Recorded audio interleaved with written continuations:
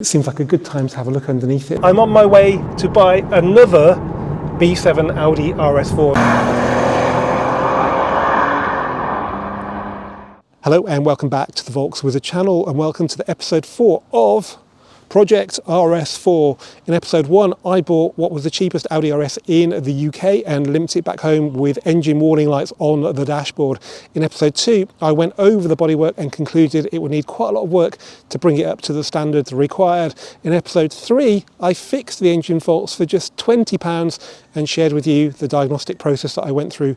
Well, in today's video, I'm going to get the car ready for its imminent visit to the body shop by removing the front and rear bumpers. This is something you have to do quite often on the B7 RS4 for maintenance reasons. So I'll show you how to do it on your car, and I'll also give you a good look at what the front and rear bumpers are hiding. And we'll also have a good look underneath the car to make sure it justifies the not insignificant amount of time and money that's about to be invested in it. Okay, we're going to start with the front bumper because it's a little bit more complicated than the back. The car is safely raised on axle stands. There's a good bracket there where they seem to fit nice and securely. It's also worth looking at this rubber pad, which I don't think you get on normal A4s. So this, I think, drops the jacking point down because the sill is extended. So it means you can see the jacking points, which you wouldn't be able to do because of this sill. It also should protect the sill from damage with the jack, but as you can see, there is a bit of corrosion there, which is a bit of a concern. Hopefully the covers have protected the sills down the rest of the car. We need to really get these bits off and have a good look. We're going to cover everything we can with my trusty rust proofing spray, Built Hamber's Dynax UC, which I've used on my GT4, my Club Sport S, and my Mark II. I can't actually use it just yet because it could cause the new paint to react, and we don't want that. But when this car comes back and it's all done, we're going to absolutely cover the inner wing and the complete chassis with Dynax UC to protect it, probably better than when it left the factory. Before we start taking the arch liner off to get to the bolts that hold the front bumper on, just have a look at those yellow shocks. So those are the conies that replace the DRC, and I've driven it a fair bit now, and it seems to drive really well on those, so that is good. But I haven't done a full dynamic test. We'll do that when the car comes back. And check out the brake discs. I should have mentioned these before because whenever you buy an Audi RS, condition of the brake discs is really, really important. Just these ones on the front, if you went to Audi, it'd probably be over £2,000 for discs and pads. Okay, so arch liner off then. There's a load of T25 screws, but they're all pretty easy to get to. So let's see what's behind there. Okay, the liner is now out, as well as the T25 screws. We have a couple of 10mm nuts, and there are some plastic sort of dowel pins that are pretty impossible to get out without breaking. It doesn't look too bad in there behind the arch liner. I think it's definitely ready for some Dynax UC. Looking at the very early stage of corrosion just there, but bearing in mind it's 20 years old, so not bad. So there's not too much mud built up there either, which is a real source of corrosion on a lot of cars. That's good. In here, we've got this brake air duct, which should be attached to the undertray, but I did have to get a bolt or something off the undertray when I did the inlet manifold, so it's possible that I've undone that, but we'll secure that again. But there are the main bolts that secure the bumper in place, just there, sort of right underneath the headlight. But first we need to get the undertray off. Now, because of the way everything is interconnected, we need to start in the wheel arch on the passenger side, because this big plastic screw here goes to the undertray, and then this little spat, which is bolted to the bumper, is also attached to the undertray with this screw. So we need a flat blade screwdriver. I've already started that, but we just need to pop that out.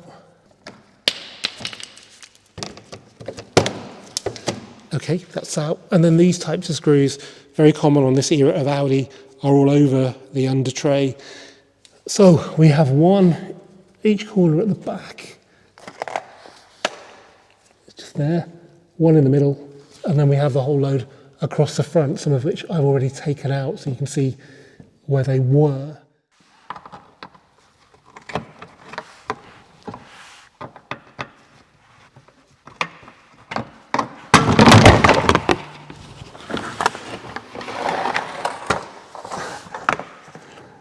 Yeah, I'm pretty sure there were some bits missing then, but I had already started on the other side. So there we can see, yeah, quite a bit of corrosion.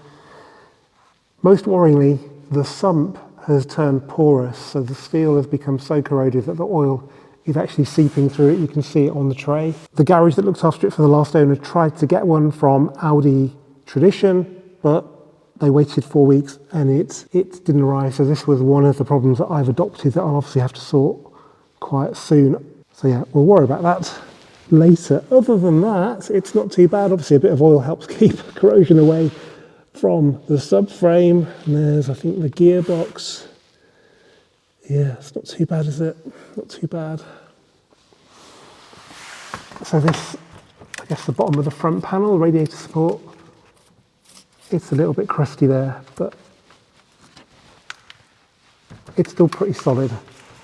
So that's good, but you can see why the oil cooler hoses corrode because they're subject to all the crap down here. That's why this one's been relocated higher up on the rad pack, so we'll have a look at that when we get the bumper off. Okay, near side liner out, not worth showing you the process because it's pretty straightforward and very much like the other side. There's probably a different number of screws. We have 17 on this side, only one 10mm nut, and I can't see where another one should go. And instead of the plastic sort of dowels that you can't get out without breaking, we've got this one that's a much better design where you just push the pin out the middle and it comes out, so I can reuse that, no problem.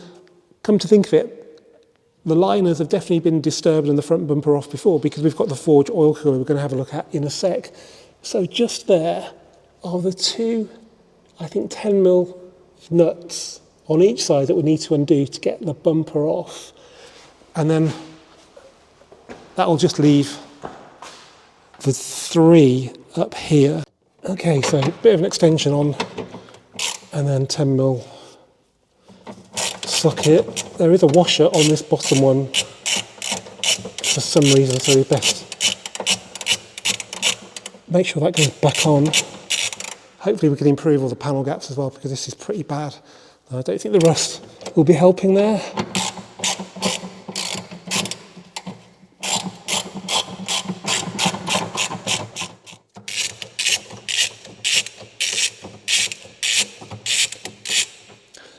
And then that's the other nuts, which weirdly is a bit different. I'm not sure what's right, no idea, but I'm sure the other one works just as well. So yeah, let's get a magnet on the washer. Look at that, perfect. Actually, I've just noticed there's a T25 screw holding the bumper on here, probably because it's extended over the normal RS4 bumper, and another one there.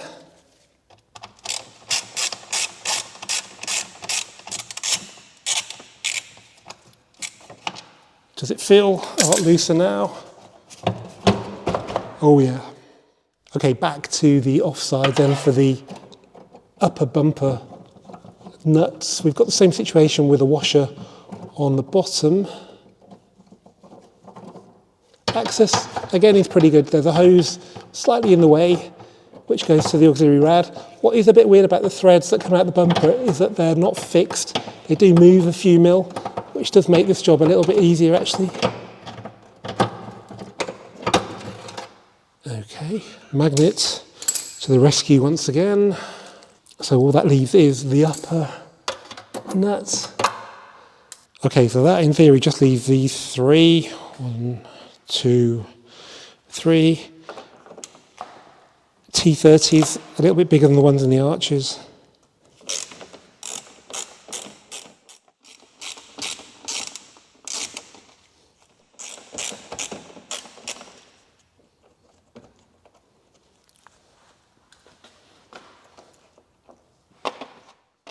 Actually, before I take the front bumper off, I need to go into VCDS and see which of the parking sensors is faulty, because when one is faulty, the whole system front and back stops working, and it's obviously a good time to fix that when the bumpers are off. So this is the full story about the parking sensors. They went wrong. There's 8 of them. One of them goes wrong. It takes all of them out. So Chris, the owner, rather than having it diagnosed and fixed, he told the specialist he uses to deactivate the warning noise you get when you select reverse gear. And that warning is there to tell you the parking sensors aren't working. You also get the flashing light on the parking sensor switch, which is in the center console there. Now obviously I wanted to fix this, so the first thing to do was work out which parking sensor was faulty, and it was one of the ones that sit here. So I replaced that, and then I found I still couldn't get the parking sensors to work because there was a fault code stored to do with the chimes. Now, the beeping noise doesn't come through the speakers of the car. There are specific little speakers, front and back. That's the back one. And the front one's sort of up here. 3 screws, drop this lower dash, and it's just here. They actually unplugged them. So that one was easy to plug in. That was a little bit harder. With them plugged in, I realised I'd put another sensor somewhere. I'd lost one of the good ones, so I've got 2 of my own stock. They're a little bit different. That's got a 90-degree plug on it, and that's got a straight through 0-degree plug on it. The original one's got a 45-degree, so whether they'll fit when the bumpers are all back together, I'm not sure, but this is purely for testing purposes. So let's turn the ignition on. The car's in reverse, see what happens.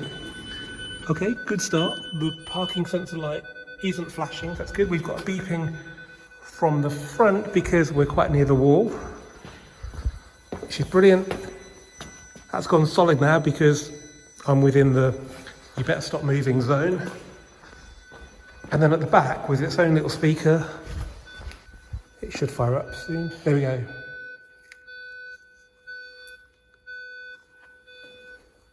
Okay, this will all work a bit more accurately, I think, when the bumper's in the correct position. I just popped it off to plug the sensors in. So that's a pretty good result for, I think, 0 cost, because that parking sensor I've had in stock for a hell of a long time. So we've got intermittent fault with the chime because I've plugged it in. So if we clear that, don't go back, fault codes. We have a very happy parking sensor system. Okay, now onto the bit the workshop manuals say you probably need a helper for. We're going to remove the front bumper because in theory it is no longer attached to the car, but things are attached to the bumper. We have headlamp washer fluid, for which we need this bucket, which I'm pretty sure is on this side because that's where the reservoir is. We have parking sensor connections and we have the fog light, so we need to undo those as the bumper comes forward. Let's just see if it is actually, yeah, it's loose. Okay, so in here we have a little connection for the screen wash, which goes on the bottom of the pump there. A little plastic clip that really is quite flimsy, but seems to do the job. I guess the pressure's not huge. Whatever you do, don't lose this or break it. So let's get this clip, because without it, we're pretty knackered. That is it, just a simple U shape with a bit of spring to it. Okay, that should now mean that the hose for the washers, which is there, should just pull off. Haven't spilt a drop yet, which is unusual. Okay, now we can undo the 3 electrical plugs that go from the body to the bumper. They've got those really common clips on them that you see on lots of Volkswagen Group cars from probably Mark IV Golf onwards. So you need to push them together and then get your thumb into the clip, and you should hear a good click, like that, and then pull them apart. They're so well weatherproof that they just suck themselves together. And then next one,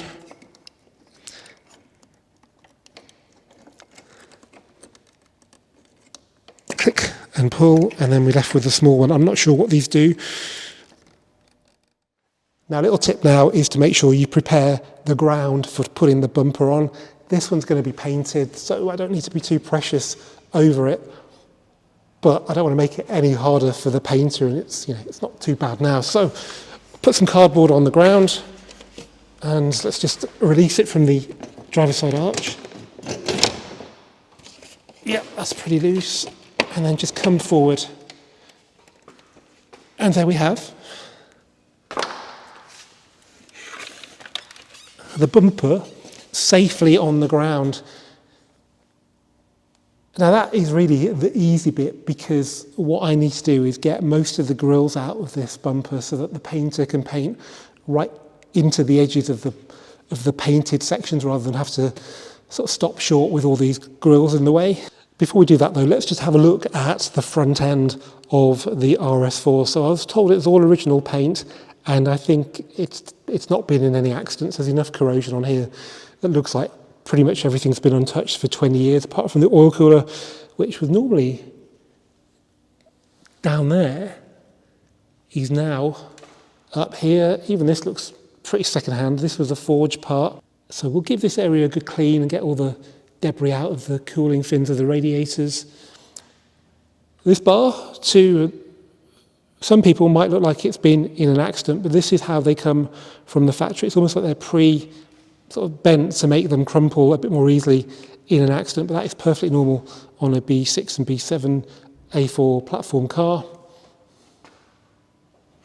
Yeah, looks pretty good. We've got a bit of corrosion on the front panel where the bumper or the top of the grille sits, so that's a little bit unsightly, but not too bad. But yeah, nothing really to worry about in here. Auxiliary rads look pretty dry. I'm sure they've been replaced in the past. We'll give them a good clean out and give them a coat of lubricating spray to protect them during the winter. Right, now let's start getting this stripped.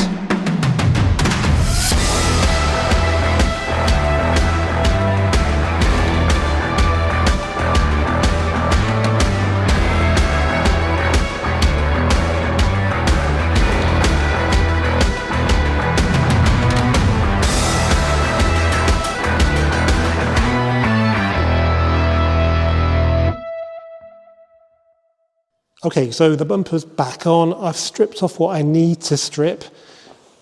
So basically these scoops are on the car and they're pretty hard to get off. So I'm leaving them in place, but the bumper could be painted off the car anyway. And there's not really an awful lot that needs masking up in there. I would have taken this assembly out from here that holds the fog light, but the three screws that hold it into place are pretty rusted up. And I don't really think that's required anyway. The grille I've put back in very provisionally just for the number plate holder.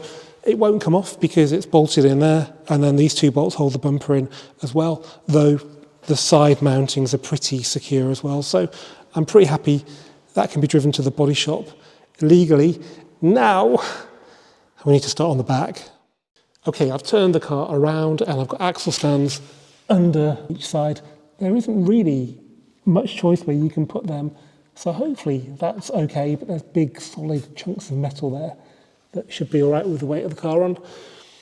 So arch liners are out, pretty similar process to the other side. A selection of T25 screws. We also had this massive sort of 10mm headed bolt on the other side, maybe to do with the fuel filler. And then we've got these funny plastic clips that are secured with these pins down the middle of them. Very strange, never seen that before, but they look original. So yeah, it's not too bad in here, bearing in mind it's lived in Yorkshire rurally for the last 10 years. So I think I'll get it jacked up on the wash and give it a pressure wash just to make it a little bit cleaner for the body shop. There's bits of old, I think, DRC there for the dynamic ride control that was removed. Now there's not an awful lot to do in the arch. We just need to pop these 1, 2, 3, 4, 5 screws that secure the bumper to this sort of mounting, and then if we do that on both sides, then we'll have to move inside the car.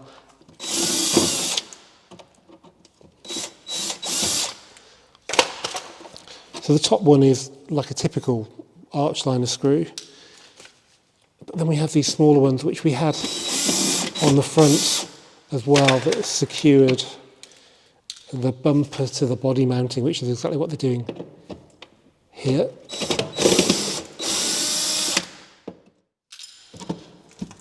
Okay, pop out now as well. All right, yeah, so I'll do this on the other side and then we'll go inside and we'll see what's holding the bumper on. Actually, before we go inside, let's just have a look at what's needed out here, because there are some attachments on the bottom of the back bumper. So there should be 3 screws in the middle here. We have got 2. So let's get them undone. Same as the ones in the wheel arches, T25.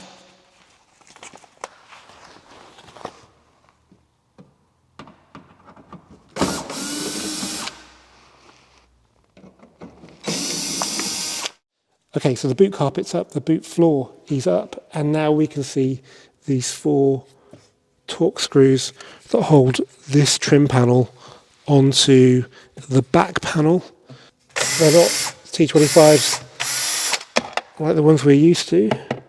Now this should just pull up.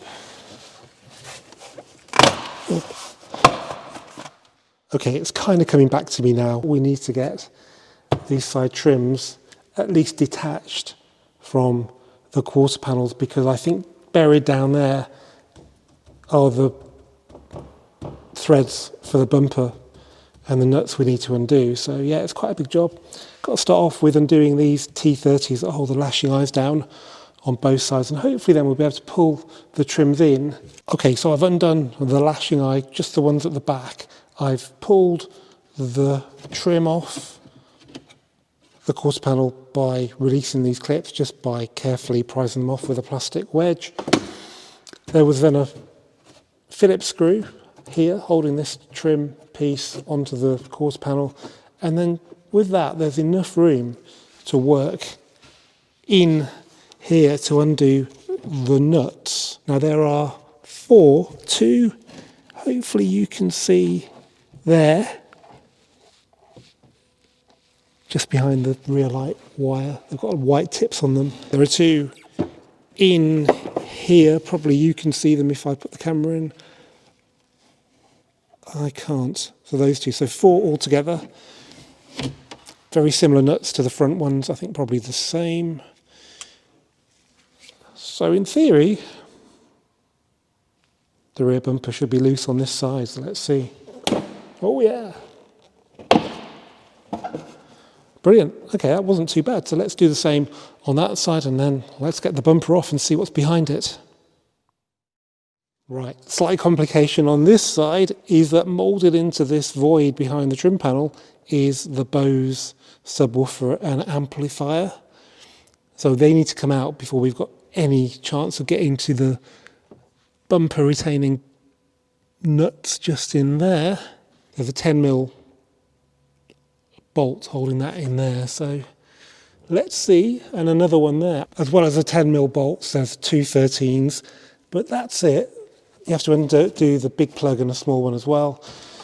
And now it's pretty loose, but is there enough room without getting the trim panel off completely? Let's hope so.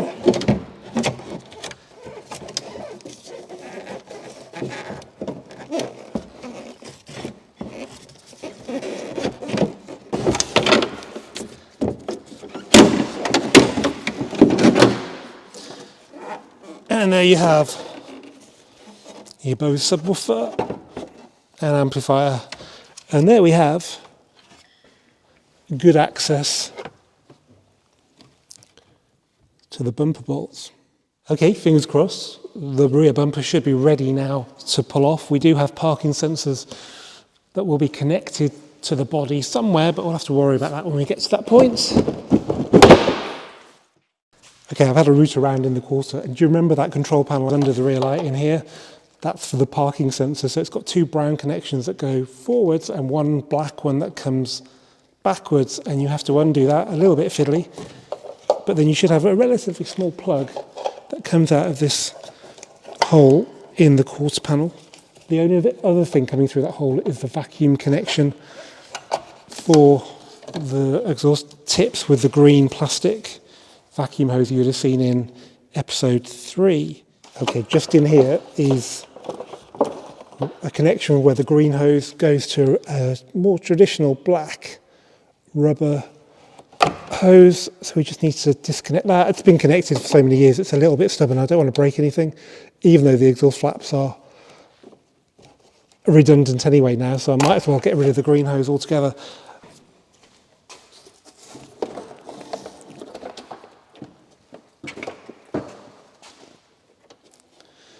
Yeah.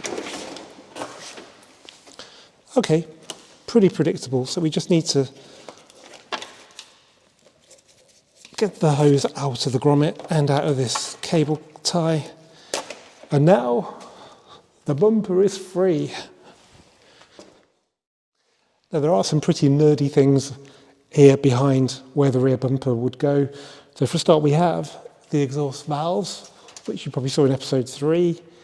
And then we've got the green vacuum pipe that connects the two of them, or did before I disconnected them. And then this is an interesting one here. I'm pretty sure this is the tyre pressure monitoring control module. Now this works pretty well for the first few years, but then the sensors start playing up, or the control module gets moisture in it because it's, it's right inside the rear bumper, and people deactivate them. And that's actually the case on this car, because obviously it's here, but it's not in the menu. So people just think, well, I don't want it. It's a shame, because it could, potentially save your life if you've been notified about low pressure and you don't go on the motorway and have blowout. That's quite useful, I think. So in time, I will restore it. If the module's okay, then it's just a question of getting sensors for the tyres, which we would do maybe when we'd refurb the wheels, because they have a finite life for the battery. But yeah, there's loads of things on this car that people just disable, deactivate, remove, intake manifold flaps being another one of them. But some of them are actually quite useful. Right, we need to strip the back bumper now, and then we're pretty much done, ready for the body shop. Okay, it's a little bit simpler than the front bumper, but there are 2 bits we need to release. First one is this trim, because we're going to paint right up to here, because Chris's dogs, the previous owner's dogs, have scratched right up to there. So this just needs to pop out with some plastic clips. And then there's the sort of honeycomb section here, which needs to come out as well, I think. Yeah. So this section looks separate to the main bumper, but it's not. So it's really only this section that we can remove. But it is body colour, I think, yeah, all the way around it. So that makes sense. So to release this trim from the bumper, we just have to push these clips down and pull them away from the bumper.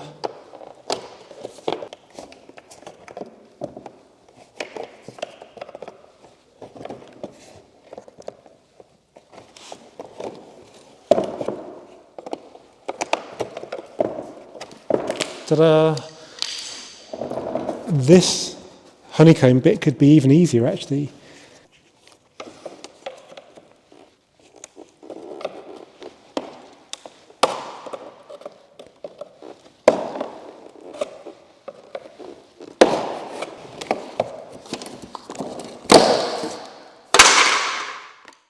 Okay, seeing as the car has got its bum in the air, it seems like a good time to have a look underneath it and see what state all the metal components are in. A lot of you guys have said, is it rusty under there? And I've never really thought about that, to be honest. But yeah, nothing lasts forever. It's largely steel, which corrodes, as does the aluminium, as you can see from the front wings. Usually the back is the best indicator of the condition of a car. So, I mean, in here, you can see it's been dirty, but it hasn't corroded at all. So I think it's a pretty good advert for Audis generally, bearing in mind the mileage, and it hasn't really had that any easy life. When you think about the body, if you lived in London, it would have stayed clean, and it probably would have been a bit less corroded in the wings, but it might have been a bit shabbier when it came to sort of nicks and knocks. Okay, it is covered in dirt, which is not always a bad thing, but bearing in mind this car's 20 years old, I don't actually think it's too bad down here. What helps is there is quite a bit of aluminium, so the gearbox casing looks like aluminium or magnesium. We've got the new shocks as well, which look smart. The arms, I think this small one here in front of us is steel, but the big chunky bits are aluminium, so that helps. The exhaust actually looks okay. And we'll stick with this for a while, but obviously upgrading is definitely something I'll think about in the future. Splash guards, they're still intact. There's a bit of corrosion on them, but they're definitely not looking too crumbly. Yeah, and you see the wheel arches behind the arch liners, and they're really, really good. I'm slightly concerned about the sills. You can see if you look at the jacking block on the sill in the distance that it does look a little bit brown around there, but I don't think it's too far gone by any means. So that's something I'll sort out when I get the car back. This is the rear subframe, which I think is steel.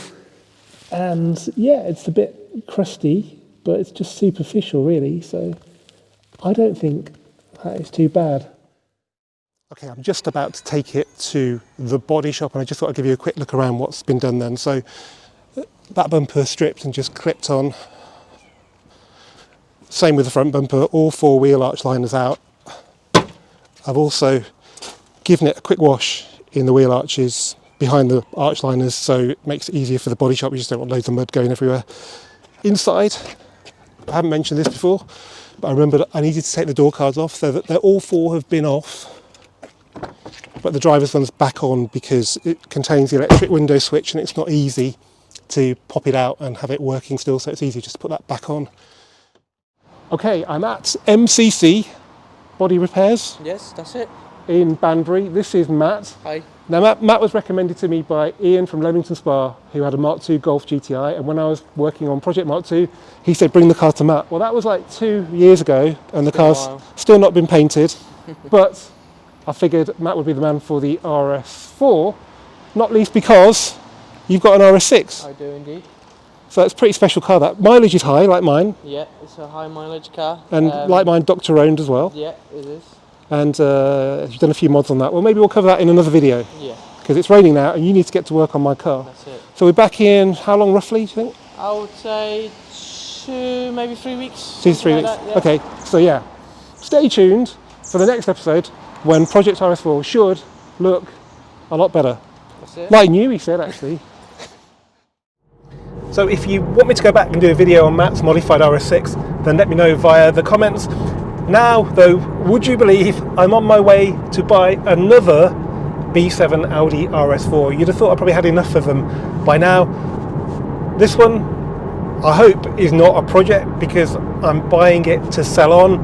And it's quite an interesting car because it couldn't be any more different to Project RS4, as I'll show you when we get there. And here she is. Now, I didn't think I'd be buying and selling B7 RS4s when I restarted Volkswagen because they're quite old and they're quite high risk, but because of the project videos I was offered this car, it was relatively local, so I thought I'd at least go and see it. I expected to find loads of faults with it. I couldn't find anything wrong with it, hence why it'll be sold when I get it ready, which shouldn't take too long. So 3 owners from you, second owner for 14 years, lived near the M40, took it to MRC, had everything done, so coilovers, no flaps in the inlet manifold, and serviced really regularly. And then last owner had it for a year, but yeah, lost his garage space and had to sell it. And he was a subscriber to the channel, and here we are now. So very different to the project car because it's not an estate, it's not a funny colour outside or inside, and it's got the bucket seats as well. The wheels, I'm going to clean them and see if they're a bit lighter when they're clean, but I really don't like grey wheels, particularly on B7 RS4s in Sprint Blue. So we just want to put it back to standard. So it's silver wheels, silver window trims, silver mirror casings. I think that silver grille surround. So yeah, tricky. Front brake discs have got no lip. I'd say they've done hardly any mileage. You can see from the ride height, hopefully it's on coilovers. You can choose the ride height you want with this car because it's on coilovers. So there we have the bucket seats. If you have a good look in there, you'll see that the bolsters are still really good on the bucket seats, which is quite unusual. We've got the carbon as well. So Sprint Blue, buckets, carbon. This is textbook RS4. Just finding one in this condition is the hard bit. And look at this as well. Just like the project car, probably about the only thing it's got in common with it, we have a sunroof. We've got Michelin's all round. And this number plate here is a dealer down in Dorset who sold it to the second owner, Merv Hannum, and they're a really good sort of prestige car dealer. It's got those number plates front to back. It's even got their tax disc holder. MRC badge, great tuning company, but I don't really like the badge, so that'll be coming off. But they did the intake manifold flaps, and obviously they have to remap the car a bit. Yes, have a look at this. I mean, it's a great car, but this really sold it to me. We have the last tax disc this car ever had from January 2015. If only if it was that cheap now. And also there's this Marina car parking permit to show it's been living the high life. If you want to live the high life with this RS4, then drop me an email, andrew@volkswizard.co.uk. As ever, guys, thank you for watching this Volkswizard video. Keep subscribing, keep commenting, and I'll see you for the next one very soon.